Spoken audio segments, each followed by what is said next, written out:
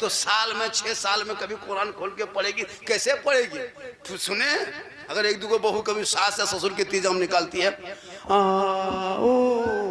जो बिल्ला, लगता पूरा खानदान मर गया।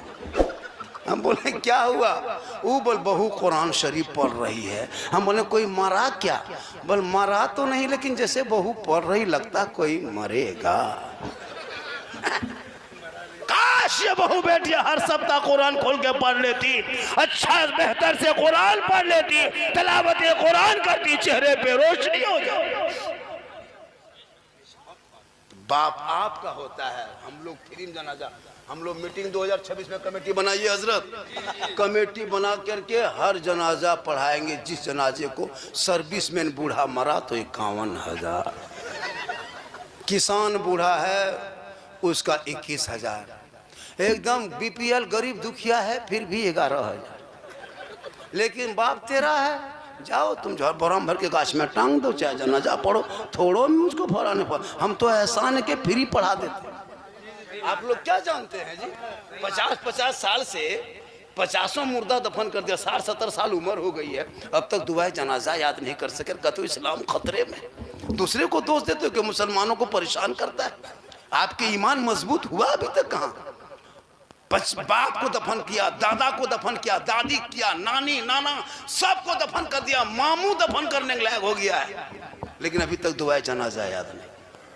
खुद दफन होने के लायक, मिट्टी देने की दुआ तक याद नहीं। 50 साल से ईदगाह ईद बकरीद की नियत अब तक याद नहीं। इमाम साहब कहते हैं जुम्मे ईद के दिन 6 जाए तकबीर के साथ नमाज पढ़ना है, हाथ उठाना है, छोड़ना है, बांधना है, छोड़ना है, यहाँ छोड़ना है, सुनते गया भूलते गया। अजय इमाम कहते अल्लाह अकबर, हाथवा उठा के बीच में रोक करके देख रहा है वो गिराया कि नहीं गिराया, न वो उठाया कि नहीं, और जाके मोड़ में कहेगा ईद के बाद इस्लाम खतरे में। कहीं तुम्हारा हाथ खतरा मान बोलो न जनाजा नियत वो छोड़िए, एगो मुर्गी जब नहीं कर पाता, वो भी देशी नहीं पोल्ट्री, मस्जिद के गेट में टूअर के तरह यतीम के तरह खड़ा है। इमाम साहब थोड़ा मुर्गी जब करवाना, अफसोस नहीं लगता? 5-5 गो बेटा है, खाएगा तुम, मुर्गी जब करवाने में शर्म नहीं? मुसलमान हो तुम, मुसलमान हो, को मुर्गी नहीं, आपस में लड़ेगा तो गर्दन काट देंगे। भाई का बयाबान में पढ़ो, मीनार गिर पड़े हैं तो मैदान में पढ़ो, ये बेखबर नजूमी तुम्हें क्या बताएंगे कल होने वाला क्या है, ये कुरान में पढ़ो। इसलिए मेरी माँ बहने, तू अपने घर में अच्छी लगती हो, घर में रहना, बन संवर के रहना। मैं नहीं कहा कि बनना संवरना हराम है, नहीं, बन संवर के रहना, अच्छा कपड़ा पहन के रहना, शोहर के पास जाना 2 रकत नफल का सवाब, लेकिन नहीं, शादी घर जाएगी तब 1.5 घंटा face wash, fair lovely, Vicco turmeric, इस कदर धुआंधार कपड़ा पहनती हजरत, अपने मोहल्ले की औरतों को नहीं पहचान पाइएगा कि मोहल्ले है केहन विदेशी है। इस कदर बन संवर के लड़कियां तो मत पूछे, 15-18 साल की बेटी सब कहते माथा में तो दुपट्टा शादी दिन रहबे नहीं करते, गर्दन में हम दुपट्टा रख के और एकदम मोबाइल ले लेके ऐसे घूमेगी, जहां तहां खड़ी होके सेल्फी, और मुंह है एकदम कुल्फी।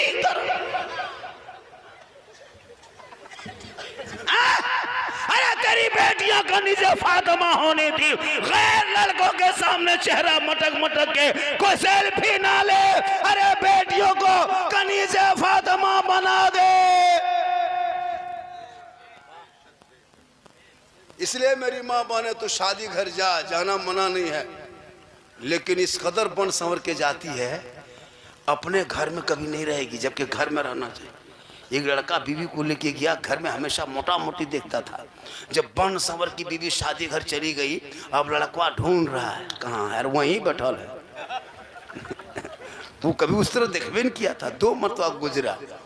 तब बीवी बोली कौन चीज ढूंढ रहे हैं? बोल आप ही हैं। बोल घरवा में एकदम भूत की तरह, तो यहाँ बड़ा सुंदर है। मेरी माँ बहन तो ये चेहरा शोहर के सामने और गैरों के सामने दिखाएगी क़यामत के दिन। उनके चेहरे पे गोश्त ना होगा, हड्डी होगी, सर के बाल से लटका दिया जाएगा और वो अज़ाब का सिलसिला होगा। और शोहर के पास एक गिलास पानी लेके जाना मेरी माँ बहन, दोनों हाथों से पकड़ के दूर एक जिहाद का सवाब मिलेगा। और जब शोहर के पाँव को दबा देना तो 70 तोला सोना खैरात का सवाब मिलेगा। क्यों अजमेर जाएगी, क्यों मज़ार जाएगी? औरतों को मज़ार जाना मसलक के आला हज़रत में मना किया है। औरतों को घर से निकल के मज़ार का सफ़र करना हराम है। क्यों जाए?